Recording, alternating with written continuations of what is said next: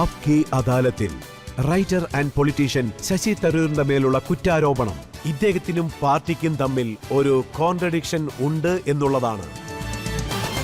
നോക്കൂ, foreign policy എന്ന് വരുമ്പോ പ്രധാനമായും താങ്കൾ ഉണ്ടായിരിക്കും.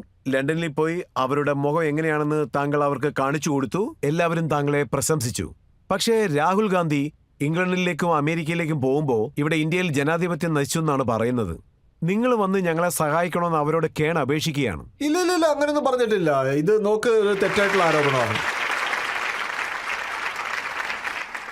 ഇത് ശരിക്കും തെറ്റായിട്ടുള്ള ഒരു ആരോപണമായിരുന്നു. പക്ഷെ നിങ്ങളെല്ലാവരും കൈയടിച്ചല്ലോ. അപ്പൊ പറയട്ടെ, രാഹുൽ ഗാന്ധിജി പറഞ്ഞിരുന്നു നമ്മുടെ ഡെമോക്രസിയിൽ ഒത്തിരിയേറെ ചലഞ്ചസ് ഉണ്ട്, പക്ഷെ നമ്മുടെ തന്നെ റെസ്പോൺസിബിലിറ്റിയാണ് നമ്മൾ അതെല്ലാം സോൾവ് ചെയ്യേണ്ടത്, വേറെ ആരുടെ അല്ല. കാരണം നിങ്ങളൊക്കെ അറിഞ്ഞിരിക്കേണ്ട കാര്യമാണ്, ഭാരതീയ ജനാധിപത്യം എന്ന് പറയുന്നത് ലോക രാജ്യങ്ങളുടെ മുന്നിൽ തന്നെ ഒരു മാതൃകയാണ്. എപ്പോഴും അങ്ങനെ തന്നെ ഉണ്ടാകണം. നിങ്ങൾ എന്നെ വന്ന് സഹായിക്കെന്ന് പറഞ്ഞില്ല, പക്ഷെ നിങ്ങൾ അത് അറിഞ്ഞിരിക്കണം എന്ന് പറഞ്ഞു. പക്ഷേ ഞങ്ങളുടെ രാഷ്ട്രീയത്തിൽ പറഞ്ഞതെന്ന് ഞാൻ ഇവിടെ വ്യക്തമായിട്ട് പറയാം. അദ്ദേഹം പറഞ്ഞത്, how would you react in democracy suddenly disappeared in Europe? You will be shocked and say, oh my God, that's a massive blow to democracy. And he says, that has happened already. That not something that going to happen in future. And with that regard, Europe shocks me that there is no reaction. Reaction എന്ന് വെച്ചാൽ അത് democracy മരിച്ചുകൊണ്ടിരിക്കുകയാണെന്ന്. പക്ഷെ Europe react ചെയ്തില്ല. അതിനെപ്പറ്റി അദ്ദേഹം എന്തെങ്കിലും പറഞ്ഞിട്ടുണ്ടാവും. ഞാൻ എന്താ പറയുന്നത് വെച്ച് കഴിഞ്ഞാൽ, നമ്മുടെ നാട്ടിലെ ജനാധിപത്യം ഉണ്ടല്ലോ, ഞാൻ എല്ലാ ഇലക്ഷനെയും ഞാൻ ഫ്രീ ആൻഡ് ഫെയർ ആയിട്ടാണ് കാണുന്നത്. തിരഞ്ഞെടുക്കാനുള്ള സ്വാതന്ത്ര്യം ജനങ്ങൾക്കാണുള്ളത്. പക്ഷേ 2 ഇലക്ഷന്റെ നടുക്ക് നടക്കുന്ന കാര്യങ്ങൾ, ഇതിന്റെ നടുക്ക് ഒത്തിരി കാര്യങ്ങൾ കുറവാണ് നമ്മളുടെ ജനങ്ങൾ. ഞാൻ ഈ ഒരു കാര്യത്തിലാണ് കൂടുതൽ സമ്മതിക്കുന്നു. പക്ഷെ താങ്കൾ ഈ കംപ്ലൈന്റ് ഒരിക്കലും യൂറോപ്പിൽ പോയി പറഞ്ഞിട്ടില്ല, അമേരിക്കയിലും താങ്കൾ പറഞ്ഞിട്ടില്ല. ശരിയാണ്. എന്താണെന്ന് വെച്ചാൽ ഞാൻ കുറെ വർഷങ്ങളായിട്ട് പറഞ്ഞുകൊണ്ടിരിക്കുകയാണ്. എന്താണെന്ന്, ഇതൊരു കോൺഗ്രസിന്റെ ഫോറിൻ പോളിസി അല്ല, BJPയുടെ ഫോറിൻ പോളിസി അല്ല, ഭാരതത്തിന്റെ ഫോറിൻ പോളിസിയാണ്, ഭാരതത്തിന്റെ ഇൻട്രസ്റ്റ് ആണ്. ഞാനാണെങ്കിൽ ഇപ്പോൾ എക്സ്റ്റേണൽ അഫയേഴ്സ് കമ്മിറ്റിയുടെ പ്രസിഡന്റ് ആയിരുന്നു. ഞാൻ ഇതേ സ്പിരിറ്റിലാണ് ഞാൻ പറഞ്ഞത്. ഇതിൽ നമ്മുടെ രാഷ്ട്രീയ കാര്യങ്ങൾ വ്യത്യസ്തമായിരിക്കും, പക്ഷെ നമ്മുടെ രാജ്യത്തിന്റെ അതിർത്തിയിൽ പോയാണ് നിൽക്കുന്നത്. പുറത്തുള്ള ആൾക്കാരോട് ഇത് ഒരിക്കലും പറയാൻ പാടില്ല. പക്ഷേ ഇതിന്റെ ഒരു കാര്യം കൂടെ ശരിയാണ്, ഇതിനു മുൻപേ ഇത് ബ്രേക്ക് ചെയ്തത് BJPയും മോദി സാബുമാണ്. മോദി സാബ് വിദേശത്ത് പോയി, അവിടെ പോയി പറഞ്ഞു നമ്മുടെ നാട്ടിൽ കുറെ കാര്യങ്ങൾ ശരിയല്ല 50-60 വർഷങ്ങളായിട്ട്.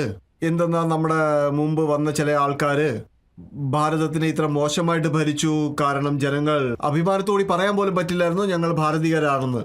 മോദി സാബ് ഇങ്ങനെ ഒരു അഭിപ്രായം പറഞ്ഞു. ഞങ്ങൾക്ക് തന്നെ അതിശയമായിരുന്നു.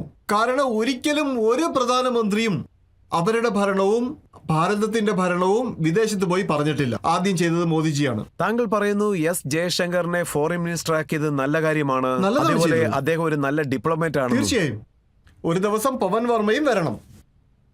കാരണം ഞങ്ങൾ ആഗ്രഹിക്കുന്നത് ജനങ്ങൾ നല്ല ജീവിതാനുഭവം ഉള്ളവർ, വിദേശത്തെക്കുറിച്ച് സംസാരിക്കാൻ അറിവുള്ളവർ, കാര്യങ്ങൾ പെട്ടെന്ന് മനസ്സിലാക്കാൻ പറ്റുന്നവർ, അങ്ങനെയുള്ളവരാണ് നമുക്കിപ്പോ അധികാരത്തിലേക്ക് ലീഡർ രാഹുൽ ഗാന്ധി പറയുന്നത് ചൈനയെ കുറിച്ച് അദ്ദേഹത്തിന് ഒന്നും അറിയില്ലെന്നാണ്.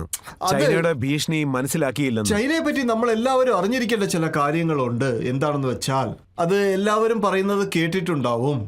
നമ്മുടെ നാടിന്റെ അതിർവരമ്പ് അത് കറക്റ്റായിട്ട് വരച്ചിട്ടൊന്നുമില്ല. കാര്യം എന്ന് വെച്ച് കഴിഞ്ഞാൽ 2 അതിർവരമ്പ് എവിടെയാണെന്ന് അറിയില്ല.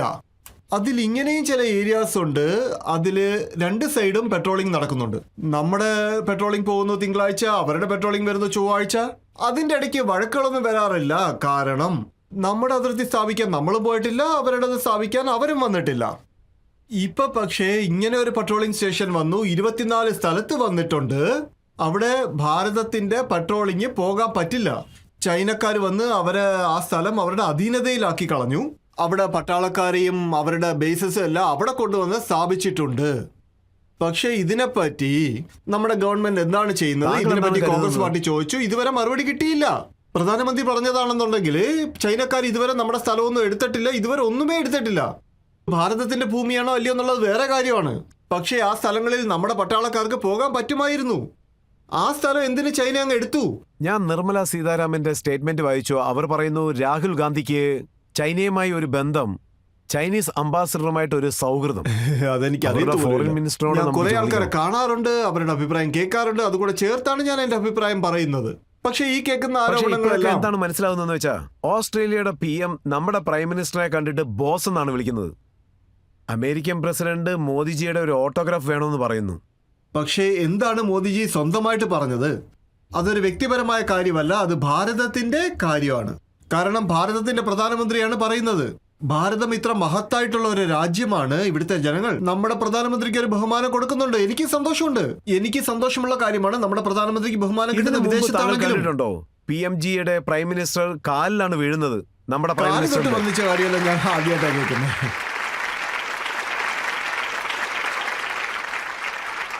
കാല് തൊട്ട് വന്നിച്ച കാര്യം ഞാൻ ആദ്യമായിട്ടാണ് കേൾക്കുന്നത്. പക്ഷെ ഞാൻ എന്താ പറയുന്നത് വെച്ചാൽ, അദ്ദേഹം പ്രസിഡന്റ് ബറാക് ഒബാമയോട് ചോദിച്ചു, നിങ്ങളുടെ പ്രസിഡന്റ് ആയിട്ടുള്ള അനുഭവത്തിൽ ഏത് നാട്ടിന്റെ നേതാവാണ് നിങ്ങളെ ഏറ്റവും കൂടുതൽ ഇംപ്രസ് ചെയ്തത്?